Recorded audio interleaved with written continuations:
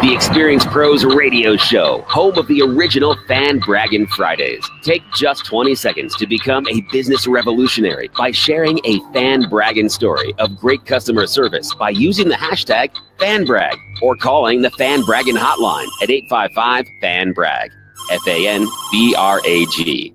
Now back to Angel and Eric, the Experience Pros. Hello and welcome back to the Experience Pros Radio Show. Thank you for taking time out of your day to join us for ours. Angel is out and about. Sitting in is Ann Hogan with Ann Hogan Consulting. Very nice to have you along with us today. Thank you, Eric, for having me. This is wonderful. You know, and coincidentally, you are also the feature of this next segment. We want to talk a little more about Ann Hogan and Ann Hogan Consulting. And to do that, let me introduce you properly. Our next guest, Ann Hogan, is, in fact, owns a Colorado-based human resources consulting firm established to serve small and mid-sized business owners' human resource needs. We need to recognize that clients want products and services built around their unique needs and provided by a professional with deep expertise in their industry and market. And Ann Hogan brings just that. Welcome again, my friend. Thank you. Thank you. Why don't we make this really easy so we don't have to say my name anymore? We'll just call it AHC. AHC. AHC. All right. Does that work? I think so. Because otherwise it's like repeated over and over. I'll do my best. All right. Yeah. So let's talk about the world of HR. Why is there such a need for HR across the smaller sizes of businesses? Well, HR has one role, and it doesn't matter what size business you're in. HR is actually there to protect the organization. To protect the organization, the company. That is the only role of human resources in my mind. Okay. The fallout of that is that you need to treat your employees well, and HR tends to be an advocate for that in some ways. They kind of be that. So it's in the middle. Yeah, they're in the middle. They're protecting the company, but they're also protecting the employees. No. Yes and no. All right. They're hired by the organization. Yes. So their number one role is to protect the organization, but they have to do that, and they have to be able to stand up to the organization at times if the organization is not treating employees correctly. Okay. I don't want to say well, because every employee wants certain things to be done a certain way. You are an outsourced HR consultant. Yes. Right? Mm-hmm. How is that different than the embedded HR staff person? Well, embedded HR staff people, a lot of organizations have different levels of HR, right? So there's someone who does more transactional items, such as filling out the I-9s, getting help with payroll, all of that. Then there's kind of that middle area that does a lot of the interviewing, the hiring, things like that. Then there's more the strategic focus for HR. So the strategic focus is workforce strategy. How are we going to develop employees? Things like that. And I worked through all three of those in my career. And then 2 years ago, decided to open my own HR consulting, and I really focus on training and speaking. Okay. So let's ask that question then. To whom do you speak, and who do you train? Whom do I speak? I speak to a lot of national organizations. So I've spoken anywhere from Anchorage, Alaska, to Baton Rouge, to Charlotte. All right. So those are the locations. But who are you speaking to in those locations? I'm speaking to the primary care associations, which work in healthcare. Okay. I'm speaking with a lot of community health centers that are throughout the nation. They're actually. So is it safe to say you specialized in the health and wellness industry, or? My history is a lot of healthcare. Okay. But it's not my only focus. Primarily that is where my clients come from, is healthcare. Okay. Well, this is fascinating. What do we need to know about HR?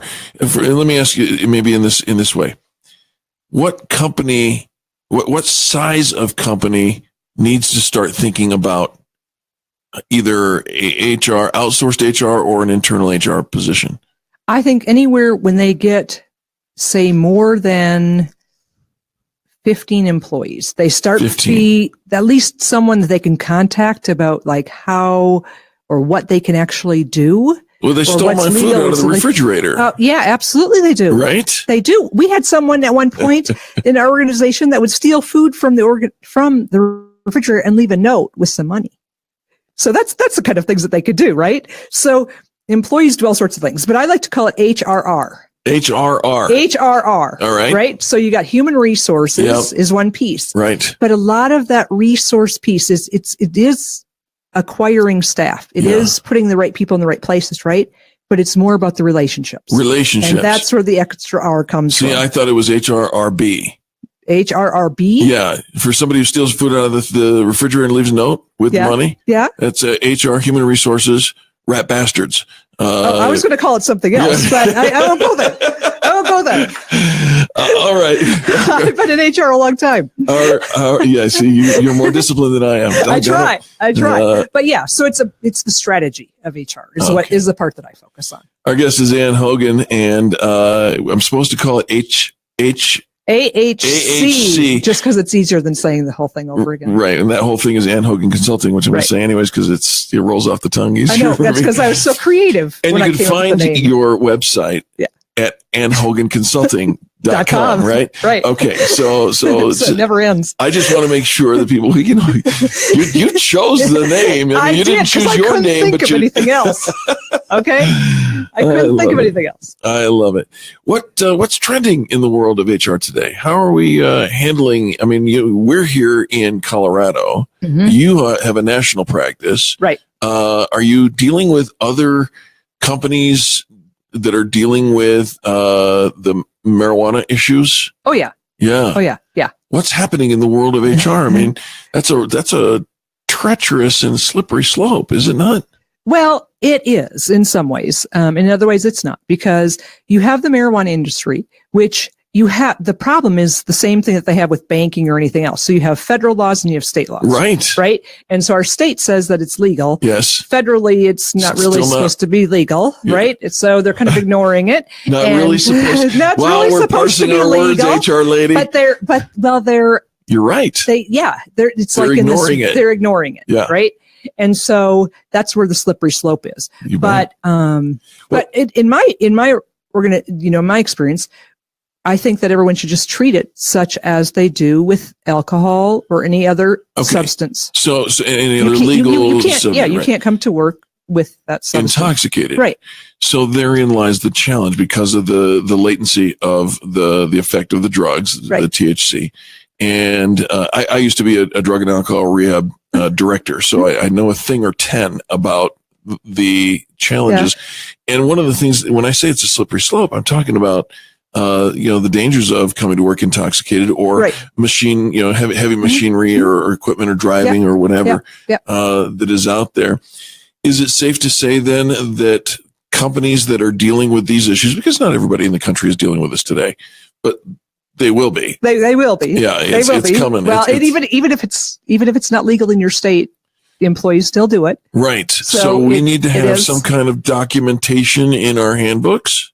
The more importantly is that you need to have, if you really want to prevent accidents from occurring, whether it's from alcohol, other illegal drugs, or the legal drug of marijuana, you have to be careful with or managers, other employees need to be aware of the behaviors that people exhibit when they're impaired.